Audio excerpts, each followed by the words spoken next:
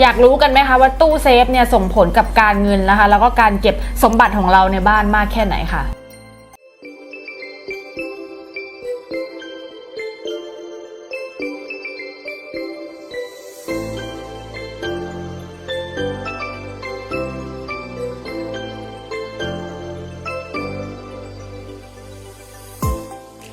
สวัสดีค่ะสวัสดีค่ะ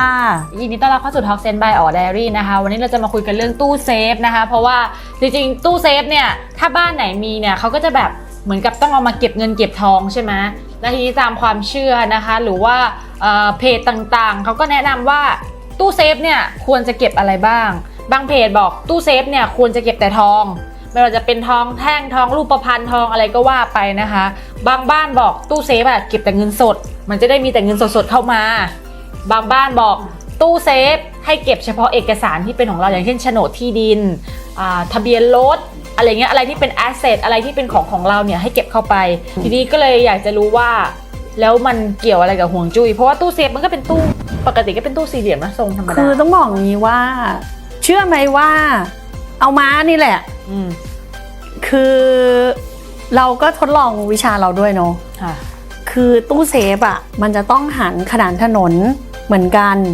คือเปิดประตูตู้มาแล้วต้องขนานถนนมันถึงจะเก็บอยู่เข้าใจปะเปิดออกมาแล้วคือถ้าเปิดอย่างเงี้ยถ้ามาเปิดด้านเนี้ยมันจะตามถนนทันทีนั่นหมายความว่าเก็บอะไรก็ไม่อยู่นะคะแล้วก็ต้องดูตำแหน่งด้วยยกตัวอย่างเช่นอย่างสมมุติของม้าอย่างเงี้ย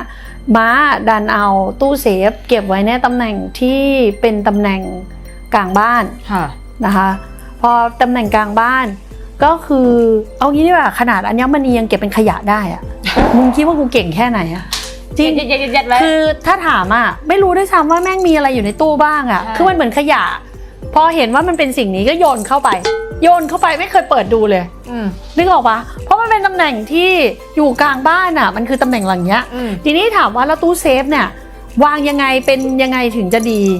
มาพูดอย่างนี้ว่าถ้าวางตำแหน่งขวาสุดของบ้าน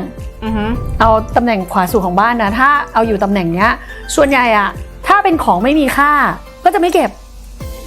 แล้วก็วางระเกะระกะอยู่รอบบ้านอ่ะจะไม่เก็บเข้าตู้เซฟคือถ้าสมมติว่าเจ้าของบ้านหลังเนี้ยเขาเป็นคนที่มองว่าหลักหมื่นคือเงินนิดหน่อยเขาก็จะไม่โยนเข้าไปในตู้เซฟต้องแบบหลักแสนหรือหลักล้านเท่านั้นถึงจะเก็บถึงจะเก็บเข้าไปแล้วก็เป็นพวกประเภทไม่ค่อยเปิดตู้เซฟคืออยู่ตำแหน่งเนี้ยจะไม่ค่อยเปิดตู้เซฟนั่นนะเปิดทีแต่ถ้าเกิดว่าไปอยู่ทางซ้ายอ่ะซ้ายมือนะถ้าซ้ายมือตู้เซฟอยู่ฝั่งนั้นม้าบอกได้เลยว่าเนี่ยขยะของจริงมันจะใส่เก็บกระดาษอ่ะนึกออกไหมกระดาษบ้าโบคอแต่ธรรมดาก็ใส่เก็บใช่ไหมเก็บหมดเลยเก็บแม้กระทั่งว่าอย่างบัตรเครดิตมามีเอกสารมีเปเปอร์เกี่ยวกับบัตรเครดิตมันก็เก็บหมดเลยเก็บทุกอย่างที่เป็นคือบัตรเครดิตเวลาเราได้มาเขาก็จะเป็นแบบบัตรแรกเพราะยังไงมีของยังไงอย่างเงี้ยเพราะว่าโดยตำแหน่งเนี้ยเขาเป็นคนไม่เชื่อใจใครไงแล้วก็อะไรที่เขามองว่ามันเป็นเอกสารสำคัญเช่นสมมุติกระดาษแผ่นเนี้ยมีรหัส ATM หรืออะไรอย่างเงี้ยปกติถ้าเป็นเราก็ทิ้งเขาก็เก็บไงแล้วก็ใส่เครื่องเก็บหมดเลยนึกออกปะแล้วก็ใส่เครื่องทำลายขยะแล้วเราก็ทิ้งไปเนาะใช่ไงแต่คนที่เขามีตู้เซฟอยู่ตรงนี้เขาจะไม่แบบนั้นเขาจะเก็บทุกอย่างที่เขามองว่ามันเป็นเอกสารสำคัญอะไรอย่างเงี้ยเป็นความสำคัญของเขานะอะไรอย่างเงี้ยถ้ามาอยู่ตรงข้างล่างด้านซ้ายมือเขาก็จะเป็นแนวว่าเอาเป็นว่ามันมีค่าไม่มีค่าในสายตาคนอื่นขอให้มันเป็นของมีค่าของเขาอ่ะเขาก็จะต่อให้มันราคาไม่มีเลยอ่ะกูก็เก็บอย่างเช่นแบบได้สร้อยมาจากพ่อที่พ่อให้ไว้แล้วตอนนี้พ่อเสียแล้วแต่สร้อยนั้นไม่ได้มีราคาอะไรเลยแต่กูก็เก็บแต่มันเป็นคุณค่าสำหรับเขาก็เก็บมันก็คือตู้เซฟไง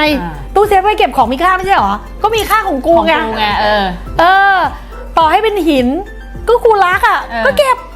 อันนี้เข้าใจได้ก็จะเก็บเข้าใจปะของนี่มีค่าสำหรับตัวเองแต่ถ้าเขาบอกแบบเงินล้านนึงก็แค่นั้นไม่เป็นไรก็ไม่เก็บก็ได้เพราะว่าถ้าเขาไม่ได้ให้ใช่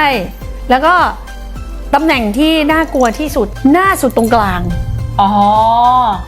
คือถ้าเอาตู้เซฟเก็บตรงนั้นนะต่อให้ของบอกว่ามีค่านะนานวันไปก็จะกลายเป็นของไม่มีค่า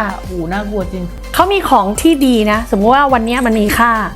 พอเขาใส่เข้าไปในตู้เนี้ยสักพักของมันจะไร้ค่าลงเรื่อยๆไม่รู้แหละว่าอะไรมันจะเป็นอะไรต่อให้จะเป็นทองเนี้ยหรือเป็นอะไรอ่ะเดี๋ยวมันก็จะไร้ค่ามันก็จะกลายเป็นของหรือเป็นเอกสารบริษัทหรือต่อให้มันเป็นของมีค่าเขาก็จะเอาออกมาใช้จนมันกลายเป็นของไร้ค่า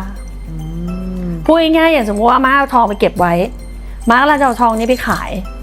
มูลค่ามันจะลดลงทันทีที่เอาออกจากตู้อย่างนั้นมูลค่ามันลดลงอ่ะเพราะว่าลดลงแล้วก็ต่อให้นะสมมติว่าทองขึ้นแล้วฉันจะเอาไปขายสมมติว่าม้าเอาเงินไปขายแล้วเอาเงินมาด้วยความที่มันถูกเก็บอยู่ในตู้นี้ใช่ป่ะพอมันเอาไปขายเอามาเก็บไว้แล้วใช่ป่ะเงินอันเนี้ยไม่ได้อะไรกลับมาเลยนะซื้อหรือทำอะไรก็จะไม่ได้แล้วใช่เพราะว่ามันถูกแปลไปแล้วเป็นตำแหน่งที่น่ากลัวที่สุดสำหรับม้าแล้วก็ตำแหน่งหน้าสุดขวามือหน้าสุดนะคะก็คือต้องพูดว่าใครที่เอาของเก็บไว้ตรงเนี้ยหยิบเข้าหยิบออกหยิบเข้าหยิบออกวันนี้มันสำคัญวันพรุ่งนี้มันไม่สำคัญวันนี้อย่างสมมติว่าคิดว่านาฬิกาเรือนเนี้ยสำคัญเอาเก็บเข้าไปสักพัก2 เดือนผ่านไปเอาออกมาไม่สำคัญแล้วเปลี่ยนเอาใหม่อะไรอย่างเงี้ยเปลี่ยนไปเรื่อยมึงเป็นอะไรของมึงวะคือของข้างในเนี่ยก็คือเปลี่ยนไปเรื่อยคือแบบว่าเป็นตู้เซฟสนุกสนานเปลี่ยนเข้าเปลี่ยนออกแต่จริงๆแล้วตู้เซฟจะมีเรื่องนึงนะก็คือเรื่องสีซึ่งถ้าสมมติว่าเป็นลูกศิษย์อ่ะก็จะรู้เลยว่าสีอะไรที่ทำให้มีเงินหรือไม่มีเงินใช่คือถ้าสมมติว่าคุณจะส่วนมากอะตู้เซฟจะเป็นสีอะไรดำน้ำตาลเทาแต่มาเตือนเรื่องหนึ่งตู้เซฟไม่ควรเป็นสีทองเด็ดขาดตู้เซฟควรเป็นสีเงินเท่านั้นใช่เพราะว่าถ้าเมื่อไหร่ก็ตามที่เราซื้อตู้เซฟที่มีสีทองเข้ามาเกี่ยวข้องมึงเตรียมตัวเลยใช่หรือบางบ้านนะคะชอบแบบตู้เซฟแบบมินิมอลเดี๋ยวนี้ก็เป็นขาวจั๊วดำจั๊วอะไรอย่างเงี้ยถ้าเป็นสีที่ดีของบ้านคุณก็ดีไปค่ะใช่จริงๆแต่ถ้าเป็นสีที่ทำให้เงินไม่อยู่เนี่ยซื้อมาแล้วติดสติกเกอร์ก็ได้ถ้าไม่ได้เพ้นท์นะแต่ว่าถ้าถามม้ามองว่าซื้อเป็นสีเงินถ้าเป็นสีทองอ่ะมันจะเลวร้ายมากเพราะว่านั่นหมายความว่าชีวิตนี้หยุดไม่ได้เลยคือมึงต้องหมุนเงินอ่ะคือมึงต้องหมุนเงินแล้วก็แบบว่าต้องแบบหยุดไม่ได้อ่ะเหนื่อยอ่ะไม่เอาอ่ะเหมือนกับต้องแบกไม่ว่าจะเป็นภาระไม่เอาไม่จอบถ้าเลือกได้ควรจะมีหรือไม่ควรจะมีตู้เซฟก็มีนะแต่มันอยู่ที่วัตถุประสงค์อะว่าเรามีตู้เซฟเพื่ออะไรอย่างพี่อ๋อเนี้ยตู้เซฟมี2 อันนึงเอาไว้เก็บพวกเอกสารหรือเงินอีกอันนึงเก็บจิวเวลรี่แต่ด้วยความที่พอมันไปอยู่ในตำแหน่งเนี้ยไม่ว่ามันจะเป็นของมีค่าเท่าไหร่เอางี้ดีกว่าเอาเงินเข้าไปอ่ะเคยเอาเงินเข้าไปไม่รู้ด้วยซ้ำว่าแม่งมีเท่าไหร่คือโยนอย่างเดียวอ่ะมันคือขยะนึกออกปะคือมันเป็นตำแหน่งที่มึงจะโยนทุกอย่างเข้าไปอ่ะมันก็คือนะนี่แหละดูว่าตัวเองจะวางยังไงใช่